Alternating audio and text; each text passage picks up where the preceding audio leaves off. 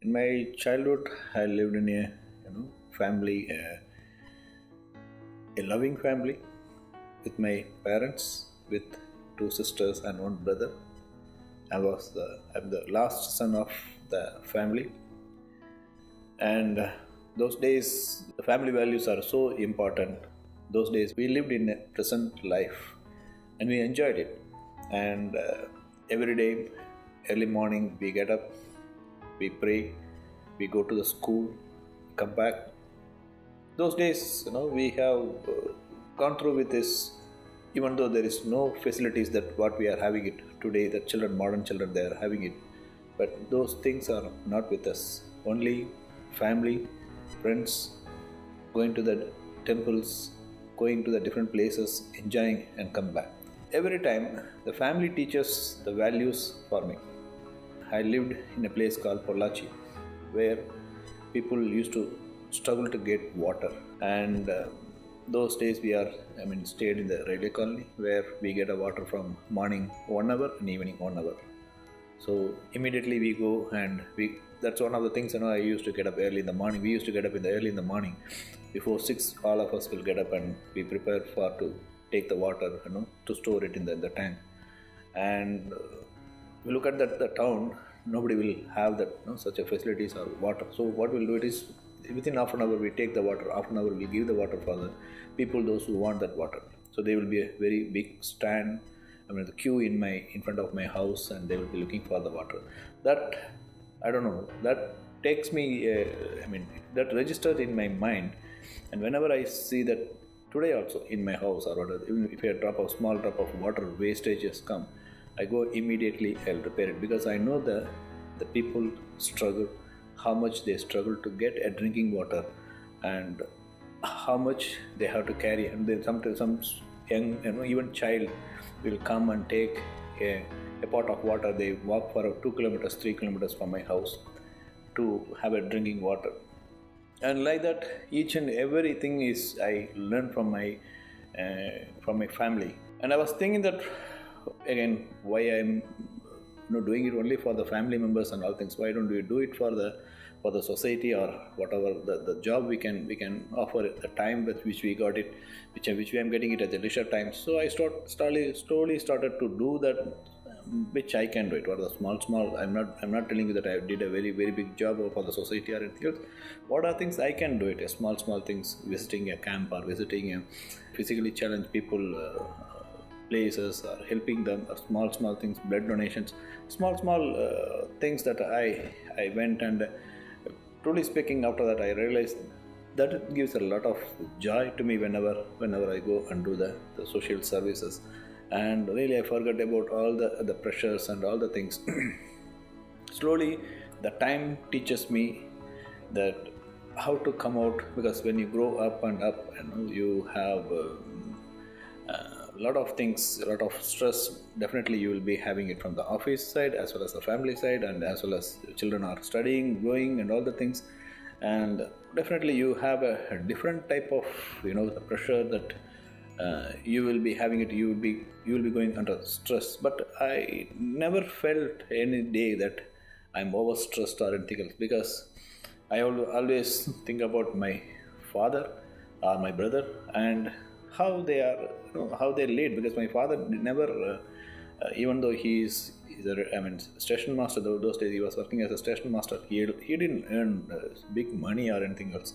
With that small amount, what he bring to my family, my mother used to manage the whole family life, and we lived very very very happily. So because only thing is, we talk each other, we spend that quality time. They spend the quality time with us, and they teach us how to pray, or how to do the things in the right way, and teach us the moral values, teach us the dharmic values that which are supposed to uphold, and teach us that how to earn money also, which is, my father is particular about that. The money we have to earn by ourselves. We should not get money from anybody else. And he is particular about all the things that we should be always live together. So that was his vision. Always whenever I have difficulties or struggles or anything else, I think about him and how he managed those days. Whenever I got pressure from anywhere else. I used to manage it. Okay, this is the things, this is the time that we have to react. If we want to react, I'll react it in a way that not in a mental way that I'll take it up in the pressure on my stress in my body or anything else. I'll just take it as a light one. I will see whether I can come out with this problem or not. Most of the time, with a calm and quiet nature time, I took a lot of decisions which I come out, and which gives a lot of success in my life also. See, example, when I was an electromechanical engineer. I was practicing this electromechanical engineering in different lines. One of the things, I worked in the defense hospital also, and as an engineer, there was a chance I got it to change myself to become a consultant. So the consultant job is not like an engineering job. It's an opposite to the engineering that I was much involved in the maintenance job and other things. So where I used to have tools and screwdrivers and all type of things. I talk to that, my machines and the screwdrivers every day. So where that the changes has come from that line to that, consultancy, where I have to talk to the people and where I have to, exchange my knowledge or my knowledge, especially my knowledge, how to transfer that knowledge to the other people, or how to convince the people. This type of the job, I got it immediately. So of course there is involvement of public speaking. There was a lot of involvement in the writing the procedures, or you have to convince them, the presentations, and so many things. There was a sudden change in my career. So I still remember that the first time when I want to give a presentation about some topics, I was so nervous and so tensed or stressed. You can say that 300 slides, where to read the 300 slides you need 300 minutes, but where I don't have a confidence that level to present that half an hour topic to the people. So where really then I have motivated again by all my friend circle, my managers and all people. They said, you have the capacity, then still you can go ahead. So I worked very, very hard and in this part, and I try to improve the presentation skills and the public speakings and all the things I learned from the seniors and other people's, and try to give. Then one time I was able to speak out, or I can give even present the papers in the seminar. So that levels I raised my levels with the hard working. So what I'm trying to say is nothing will come out very easily. Everybody has to start in one point and they have to grow. So if you want to grow the point, so the one thing is the determinations or dedication, or you should have a certain type of the goals or objectives that you should have it in your mind. And if you have it that one, so people, I can see that people normally used to say that they are busy, they are working or so many things, but they said we are so busy that we cannot able to do these jobs. But if you are really interested in that particular line, nowadays children, they can take whatever they want it, because not earlier we have only mechanical, electrical or civil engineering, and electronics later on it came. There's only the 4 engineering was available in any engineering college. Nowadays you can go that different type of engineering, different type of specializations are available. So it doesn't matter that you have to stick into one line and come out in the one line. So now if you are interested in one line, suppose even if you are studying of any one particular line, which may people used to say that it is useless or anything else. No, I don't say that any studies or any part that if you are studying it will not be a useless for it, will be useful for you. So it is only thing is how we are going to study, how we are going to determine that where we are going to reach. If you have the roadmap in your mind, definitely you can have a successful life in your life. It is not only your studies, it is not only your career, it is not only your family life. For every aspects of your life will be successful if you have a small roadmap in your mind, and you can drive it through that one, and you can definitely reach that goal.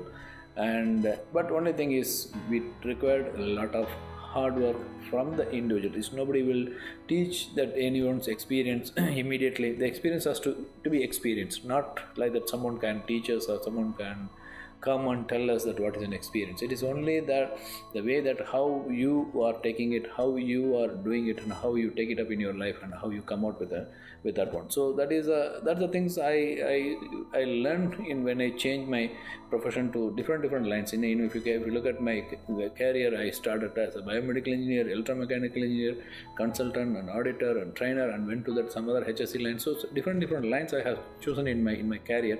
But whenever I took the career, I took it as a serious, and I went through that series and try to understand what is the basic things which is required for that particular position or particular things, and I start to work on that on the particular topics. So that makes a little bit comfortable, or a little bit little bit given energy, or it is giving a motivation for me to come out in my life. And coming back to that to my life also, after that married life, I have one son and daughter, and I make sure that, because even my wife used to say that we make sure that these people, my children, should be grow in a disciplined manner. Not discipline means they should be in a way that what our vision is there, their vision also should be considered, and we have to make them in a way that whether they are going to earn big money or anything else, that it doesn't matter for me. They want to be a good person in the society. So that is our main aim also. We myself and my wife decided and put them into the different classes and different type of the social work activities and all the things. So I think that slowly they are also learning in that they are also going in the path, and I hope that they will also realize after some time and what we show that line is a right line. So it doesn't matter that everything doesn't matter about how much you earn or money, or how much the thing that you bring it to the family, or it is only that the happiness that you bring it to your family and your society. So how to bring that the happiness is okay. It is not everything that what we are asking is not that everything will get everything from our life. So it is what we have. It is we should try to. I am trying to live it in a containment, saying that I want to live it into that portion, or if it is my earnings are this much, I want to live into that once. Even my parents or my brother always used to say, don't take loan. So so far in my life, I never take any loan except that small loan of the car loan or whatever it is. And I don't want to take a loan, or I want to commit anything else for my future or anything else which is beyond my capacity. So I know my capacities now. I know that what is the limitations I have. I should be contained in my life, and I want to live. I don't want to pressurize to my wife or to my children to say that that should be a burden to them. So I'm not telling that taking loan is a wrong path. In my opinion, the life is, I don't want to take a loan or anything else, and I want to live what I have it in my hand, and I want to have a containment in my life, and I want to live happily. So that is the one thing lesson also I have learned from my parents, as well as from my brother. And because my father never took any big loan, or he didn't give any burdens to us and to pay his loan or anything else. He was living of his own way, and he was living with the money what he earned, and he spent the money what he earned. And so he also he teach us that how to live also. So in that same fashions I'm going. So that's why I maintain a little bit happiness in my family life also. Of course, there is a challenge for every person nowadays. Husband and wife both are working, and I can understand that there is a challenge for every person, that how to maintain a family life and the office life. I used to tell her that we should not bring the office pressure back to the family, or vice versa, that family pressure back to the office. Office things has to be done in the office itself, and we never discuss. Okay, very few things only we'll discuss about the office in the families. And even if there is any big pressure in the back to the office, we never show it in the anger to the children or anger to the wife or anyone, that we are stressed and we are we are much stressed because of the office life, because office life is a very very challenging nowadays. It is very very very challenging for every person. The similar things that when you have that the family and children studying, and you have a lot of I know that the people are, I mean the children is studying in the schools and colleges, thinking about their careers and thinking about their way to come out in their life, and both are in the teenagers, and there's a lot of challenges in the family life also. So the family life is also equally important, and we try to spend, myself and my wife spend a lot of time with the children. We talk, we every day we make sure that the children are taken out, and we make sure that we will be talking to them at least 1 hour or half an hour. My wife used to call both the children. She talked to them for more than half an hour or 1 hour every day. And what happens? So we have our own WhatsApp group. So whatever things they are doing it, they from the morning to the evening. Even whatever things I'm doing it from the morning to the evening, we share. And what are all the things that even the money what they are spending also, they come back and say that this is the money has been spent for this. And so everything has been communicated. There's transparency in the family. So they also feel that they're part of their family, or they are the part of the member of the family. They also feel that they are also having a lot of responsibilities to come out in their life. That brings the difference of the approach from the office to the family life. And back to the office also, we have, we sometimes I have to work, I mean late hours, sometimes I have to travel a lot. I will not be available in with the family. Sometimes I cannot spend with them much time, but I make sure that at least once in a while, or every day I call them, or I speak to them, and make sure that things are going in the right way. And back to my family also, when my parents, and whenever my mother, my parents are in Chennai, back to Chennai, every day we call them, and we talk to them whether they are also live happily or not. So we check all the things, we're talking to my brother and talking to my sisters and all the things. I keep in touch with them, and so when we talk to them, especially with my brother or with my sisters or with my parents, always it gives a lot of joys, and it gives sometimes, even if you are down, and that time if you speak to them, sometimes they give some words, that encouraging words, that makes a lot of things, lot of changes in my life also. So this is the way that we balance. So everywhere, that how much time you are spending is very very important, even if it is back to the office or in family. That the main thing is how much quality time that you are spending is very very important. The children, the age between 5 to 15 or 5 to 17, the teenage is very very important for any parent, that how they are going to grow the children. The main thing is, more than that, than the education what we are providing, we have to teach them the human values. That the human values are much I feel that more important that for any children than that the normal education that we are. Even in education, if you are scoring less marks and you get some other college, you can study, you can come out and you can work. But if you lose the human values, and within you, if you don't have the human values, then that is a collapse. That everything will happen in the life of the children. So when you talk about the freedom, what is the freedom? Freedom is not that whatever you want to do is a freedom.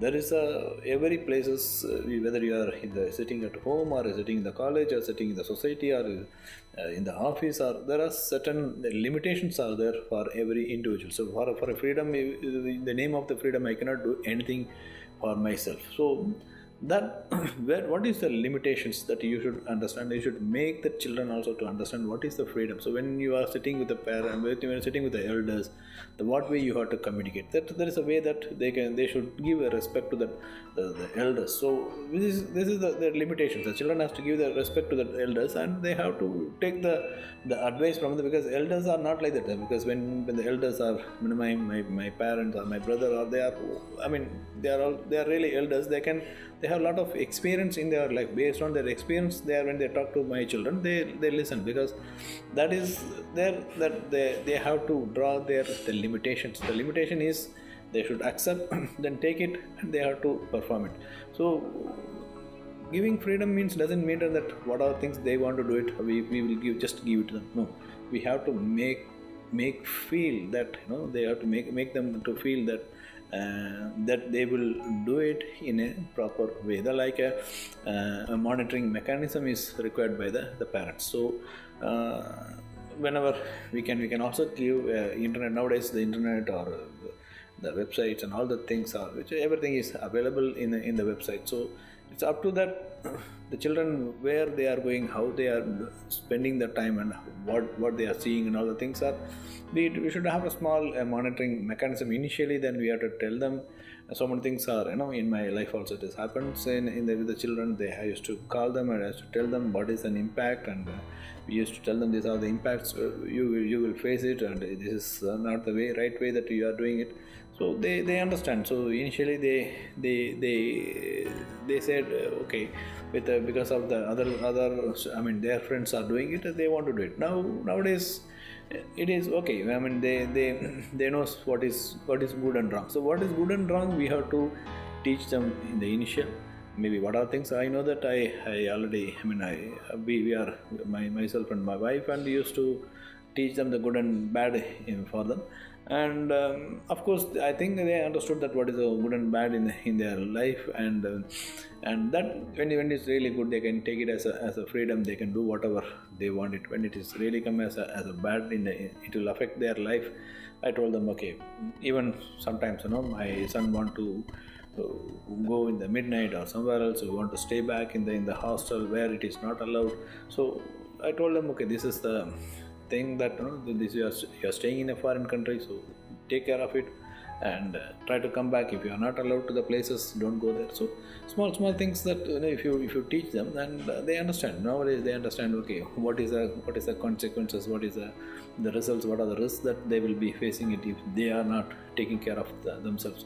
And now I always insist on the self security is very very important for every person, and that need to be assessed by the conditions and the environment and the situations that you are going to face in every time. That I always teach them that. I'll tell them, if you are living in this world or like this, and if you have the self assessment says that it is risky for you, don't do it. And if your consciousness says that that we should not do it, don't do it.